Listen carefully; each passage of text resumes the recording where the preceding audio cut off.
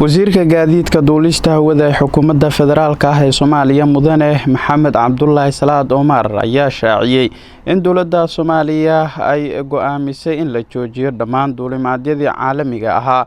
Wasiir Omar ayaa sheegay in shir maanta ka dhacay xafiiska ra'iisul wasaaraha xukuumadda federaalka Soomaaliya Xasan Cali Khayre lagu go'aamiyay muddo 15 cisho ah la joojiyo duulimaadyada caalamiga ah ee dalka soo gala laga bilaabo dhamaadka maalinta 18 bishan Maajo.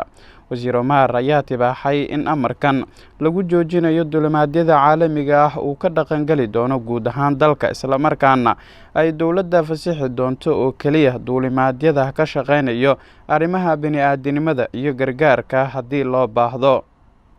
ilaahay idinkiisa Allah naga najiyo cudurkan maanta oo taariikhdu tahay 16 bisha 3 2020 waxaa shir degdeg ah isugu kaayeeray ra'iisul wasaaraha xukuumadda federaalka Soomaaliya mudane Xasan Cali Khayre. shirkaas oo uu inoo shir gudoominayay ra'iisul wasaaraha ayaa waxaa ka soo baxay qodobada soo socdo.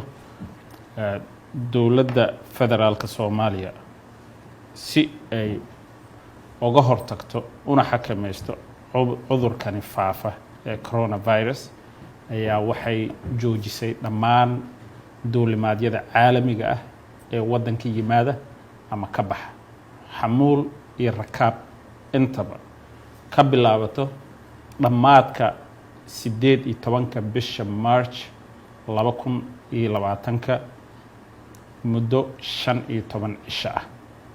macnaheedu waxa weeyaan bisha 18keeda marka ay dhamaato habeenkii 6 saac la gaaro 19 diyaarad international ah mana iman karto waddanka kamana bixi karto. waxay dowladda ogolaasho gaar ah siin doontaa haddii uu Ilaahay ka raali noqdo duulimaadyada la xiriira bani'aadanimada iyo xaalado gaar ah. insha Allah tacaala waxaan Ilaahay ka rajaynaynaa inuu cudurkani naga badbaadiyo dhammaanteen. xayiraadani waxa ay saaran tahay waddanka Soomaaliya dhammaantiis ayay saaran tahay. wabillahi tawfiiq. go'aankan ay ku dhawaaqday xukuumadda Soomaaliya ayaa ku soo aadaya xilli maanta wasaaradda caafimaadka xukuumadda Soomaaliya ay shaacisay in qof qaba coronavirus Muqdisho lagu hayo, kaas oo ka dhigan kiiskii ugu horeeyay cudurka coronavirus lagu arko gudaha dalka. Yuusuf Maxamed Axmed, Galmudug TV, Muqdisho.